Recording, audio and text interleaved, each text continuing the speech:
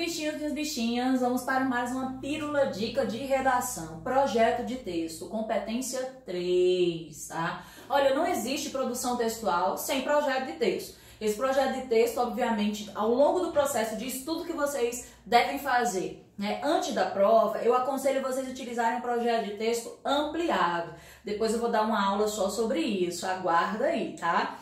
E no dia da prova, o projeto de texto considerados mais rápidos são projetos de texto que eu costumo chamar de relâmpago, projeto de texto, né, em que você já tem a habilidade de pensar todo o seu texto, né, cognitivamente e metacognitivamente, tá? Em que esses discursos linguísticos já vão estar mapeados na sua cabeça e que você pode colocar no papel de forma rápida por meio de palavras-chave. Né? Essas palavras que são consideradas chave, elas são norteadoras de toda a argumentação que você vai desenvolver ao longo do teu texto, tá? Então, a minha dica, se a gente puder dar dica de redação, porque redação é uma coisa complicada de dar dica, viu? Então, fujam dessas dicas mágicas, porque redação é prática, escrita e leitura, muita leitura, leitura de mundo, inclusive, né? Então, vamos lá. Vamos imaginar esse tema aqui, caminhos para o combate à fake news, né, aqui no nosso país. Lembrando que sempre é Brasil, mundo, mundo, Brasil. Não esqueçam de focar no Brasil sempre, tá? Um projeto de texto para o dia da prova, que é um projeto de texto rápido, que pode ser utilizado, é esse esqueminha aqui. Eu até fiz um organograma, tá meio feinho, mas dá para vocês entenderem, né? Na minha praia eu desenho aí.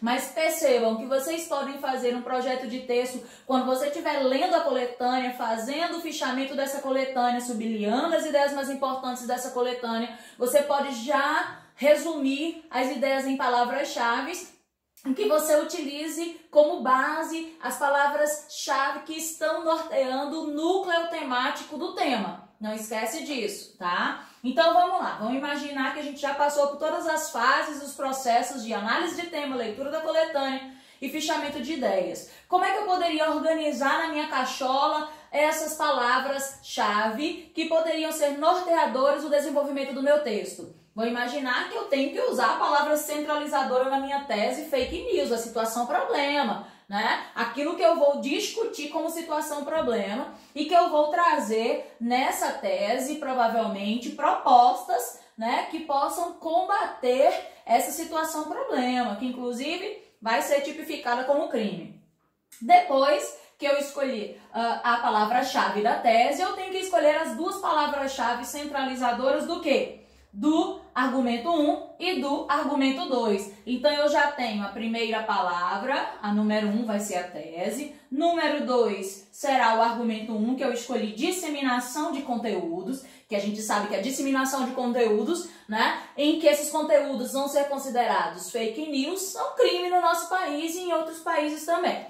Pós-verdade, né, eu vou colocar como argumento 2, porque eu quero trabalhar a diferença entre fake news e pós-verdade, que a pós-verdade pode estar ligada, é o mundo e a era da pós-verdade que nós estamos vivenciando, né? Então a gente vai perceber, caramba, já escolhi as 3 palavras, né, as 3 palavras mais importantes em que todo o meu texto vai circular em torno delas. Então isso daqui seria o meu primeiro parágrafo. Escolhi as 3 mais importantes. Agora eu tenho que escolher as 3 palavras geradoras dos meus argumentos que vão aprofundar o meu argumento 1. Isso vai estar no segundo parágrafo. Eu tenho que escolher as 3 palavras norteadoras dos meus argumentos que vai fundamentar o meu terceiro parágrafo, que é o argumento, o aprofundamento do argumento 2. Então, quais são essas palavras? Eu escolhi aqui disseminação de conteúdos como argumento 1. Jogos de poder, Michel Foucault, a teoria de Michel Foucault está ligada à microfísica do poder. Eu quero trazer isso para mostrar que, na verdade, essa disseminação de conteúdos tem muito a ver com jogos de poder, jogos de interesse por trás, jogos econômicos, é a grande, né, construção dessa máxima do capitalismo selvagem, né?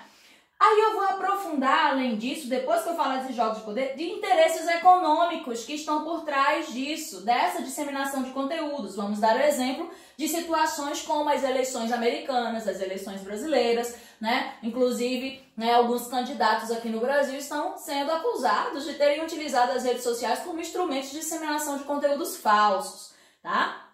E eu vou trazer as redes sociais, por quê? Porque as redes sociais têm sido um instrumento de disseminação de conteúdos, desses conteúdos, tá? Isso tudo aqui, obviamente, essas 3 palavras, eu vou atrelar elas ao quê? A repertório sociocultural, tá bom? E eu posso trazer, inclusive, nessas redes sociais, a citação e a ponte, a intertextualidade com um filme chamado Círculo. Outra dica para vocês, tá?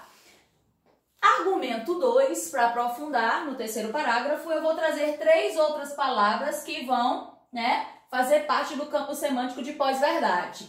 Pós-verdade, eu vou trazer a palavra informação, porque nós estamos vivenciando a era da informação, né? E vou trazer a palavra manipulação, que está ligada, inclusive, a interesses econômicos, a jogos de poder, correto?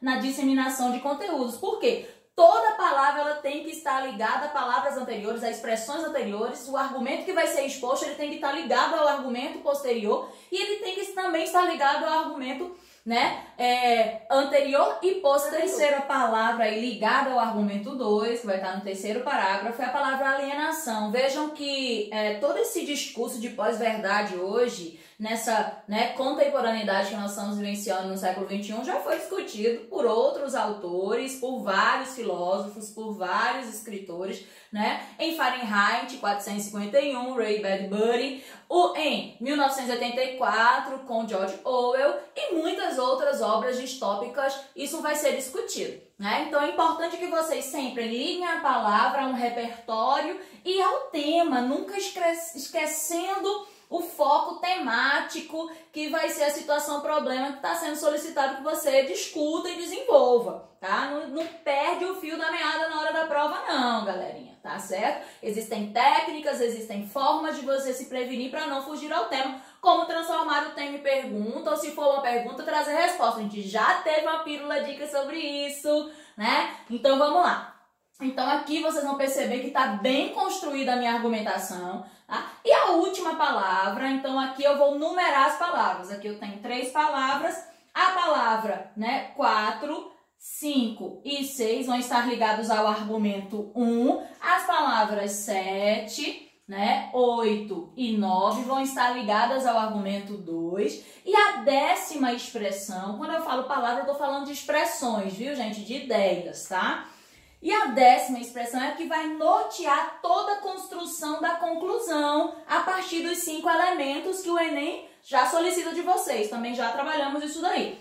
Eu vou nortear a partir de uma lei, ou seja, eu quero trazer uma lei. Se eu quero trazer uma lei, eu quero trazer a responsabilidade individual e coletiva a partir de um projeto de lei que está discutindo, inclusive, fazendo uma ressalva de uma lei de 1940, né, da nossa Constituição brasileira, sobre disseminação de informações falsas, né, hoje chamado de fake news, aí esse estrangeirismo já culturado por nós. A PL 2630 de 2020. Então eu quero nortear toda a minha conclusão a partir disso. Observem que esse conjunto de 10 palavras pode ser aumentado para 20 palavras também. Vai ficar a seu critério. E aí você vai ter que saber dividir isso por meio dos parágrafos. Isso é um projeto de texto rápido. E se na sua cachola você colocar assim, ó, na sua cabeça, que cada uma dessas palavras vai nortear um período, a gente vai perceber que fake news, né, disseminação de conteúdos e pós-verdade,